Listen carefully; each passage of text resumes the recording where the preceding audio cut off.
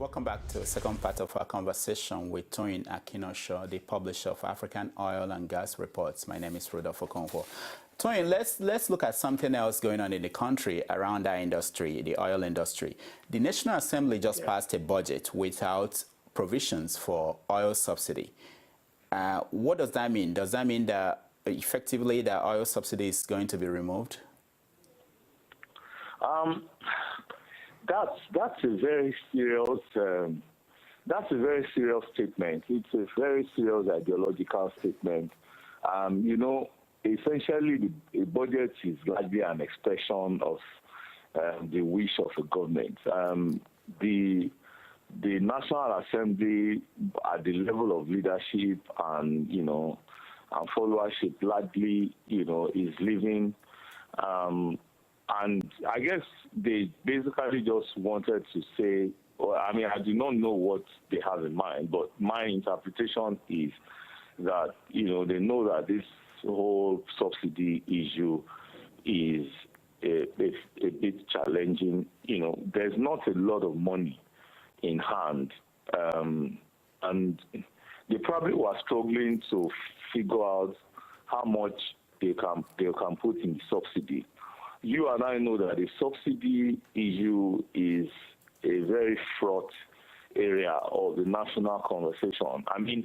Sitting here, I would wish that the subsidy was removed because, anything that involves, payment by the Nigerian, a civil service institution in Nigeria to people, is always, in a sense, corrupted. I would rather that there's nobody trying to pay somebody something for something. That if there's any country in the world, that basically needs to operate entirely, with the market forces as guide, it should be Nigeria. Now, Toyin, wait. Well, let me get this clear. This budget was sent in by the president, that is Goodluck Jonathan and Ngozi Okonjo-Iweala. So this is not Buhari's budget. Are you saying that they had in mind after the election to have a country without oil subsidy? Is that the plan? That seems to me the expression. But the challenge for me is that the National Assembly as constituted, is likely an APC National Assembly. It's not a PDP National Assembly. So that's where I'm confused. No, the people that passed it is still the PDP National Assembly. The question is, what will the incoming National Assembly do?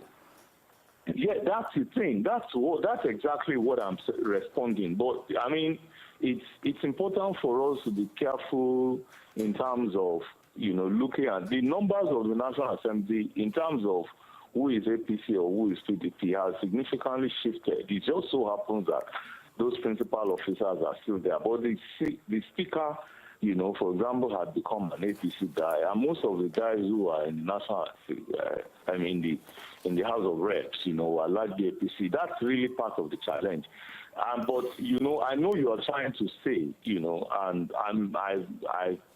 I probably, understand your misgivings that what this is suggesting is that the PDP government, that is living, basically is saying that, hang on, we do not want to fund the subsidy. Anymore. If the incoming government wants to fund this subsidy, let it be their decision. That's the way I'm seeing it, Okay, so let us assume that is correct, but that is a major statement. It is that I do not want to take this, I don't want to be the one. Ordinarily you could say that the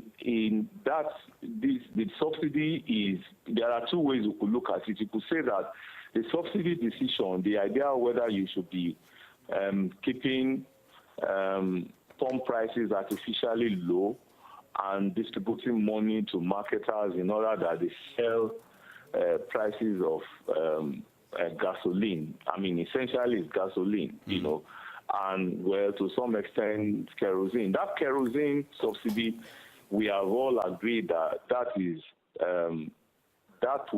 had been meant to have been removed as of the time of the gentleman who was president before Goodluck Jonathan, and the fact that it was kept there, you know, is part of this PwC reconciliation thing. It has been used as a huge corruption scam. It's been used, you know, as a slush fund, you know. So people who are not buying kerosene at the way they were buying gasoline at fairly regulated prices. They were buying, at the end of the day, in spite of the subsidies still being kept for kerosene, they were buying it above those rates that the government supposedly regulated it for. So, I mean, and this has been a challenge.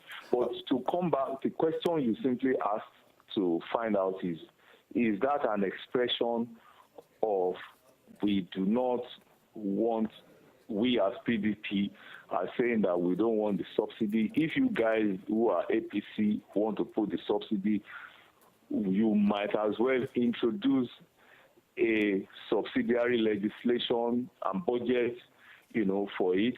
That's the kind of statement that seems to be coming out here. Okay. Tony, let me stop you because we are out of time and I want to get to a few things. Now, the subsidy, that the Minister of Finance said that ordered the payment of 146 billion to marketers this week so that they will continue to supply fuel. And they are owed over 360 billion. My question is, we have outstanding, maybe about 200 billion outstanding in terms of debts. How did we get into this mess, and how are we going to come out from it?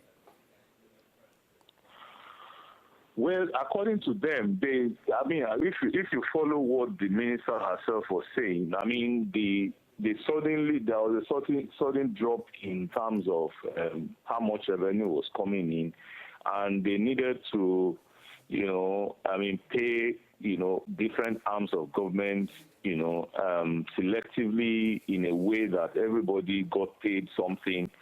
And but the subsidy, this whole idea of paying subsidy on time or not on time has actually been always challenging. I just basically think that this was delayed for much longer because it was a lot of fun election, you know, spending. You know, we do not have a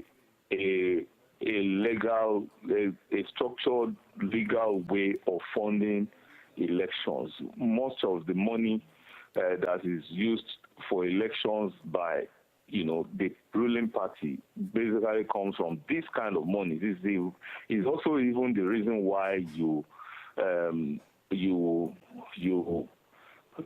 have this kind of issues about $1.48 billion not missing. NNPC has been largely used as a so-called, you know, that's a place where money comes into easily, and government can, you know, really just say, okay, fine, let's pretend that you are holding the money and let's quickly use it for blah, blah, blah. This is my interpretation. I mean, and I think that money hasn't been paid, you know, largely has been delayed largely because, you know, we had a long season of elections. We had about, you know, the British had going to elections. It was announced roughly a month ago roughly a month and a half ago, and before you know it, they will be electing their government in the next week or so. And we had been, you know, campaigning as far as you know, since December 2014. So in that period of time, I mean, people have been distributing money in dollars to constituencies, you know, awarding some very funny contracts. You know, that's the money, that's the subsidy money for you. That's the kind of money that, you know, ought to be used in constructing schools, ought to be used in running hospitals, you know, ought to be used in finishing road contracts, you know, that basically has to go to, you know, energizing some sections of the populace that would ensure that they woke up your constituencies and ensure that some people go to vote for you. I mean, that's the nature of politics in Nigeria. So as far as I'm concerned, that's where the money has been. So really, I mean, you now suddenly are not, if you are going to stay in power, you know, you could find a way of paying this thing quickly, and, you know, there won't have been this crisis. But you are not likely to be in power. So you suddenly are broke, and, you know, you have to hand over. So, you know, that's what we're finding out here. Okay, Tony. The guys who... Yes. Yeah, sorry, I have to stop you because we are running out of time. One question that I really wanted to address is, this week, the President-elect Buhari said that the falling prices of crude oil is making his campaign promises unattainable. And a lot of people became confused. Wasn't crude oil price falling during the time he was campaigning? How did that have become an issue all of a sudden? Yeah, you know, I mean, I think that, you know, I too have had this challenge about a whole lot of things that Nigerians assumed that Buhari was going to do. And I also think that the Buhari camp themselves did not manage expectations very well during the campaign. I mean, it's the Buhari, you know, the whole... What Buhari would do is turning into something close to what would Jesus Christ do, you know. I mean, there's so much. I mean, for example, if it's realistic, for example, if he really wants to put a rein in spending and he stops subsidy, for example, it means subsidy in Nigeria, I mean, stopping even at, you know, $60 you know, per barrel, you know, I'm not so sure that is reflective of the 87 naira, which is about less than half, far less than half of $1 that's likely to be the cost per liter. You know, I mean, so and you know, while the cost of, while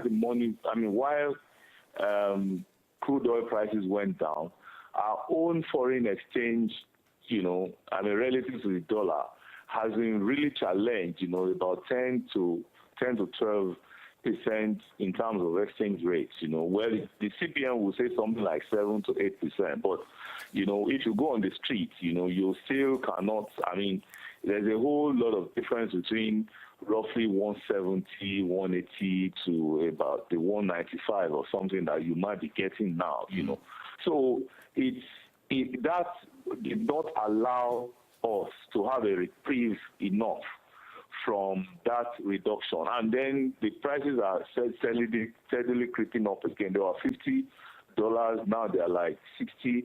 So, and because we do not have in our country a company that is producing gasoline from crude oil at proper market-driven rates. You know, we have this very inefficient NNPC supposedly producing gasoline, delivering less than 20% of, you know, what they can actually produce, and which is probably less than 15% itself of what the market demands, you know.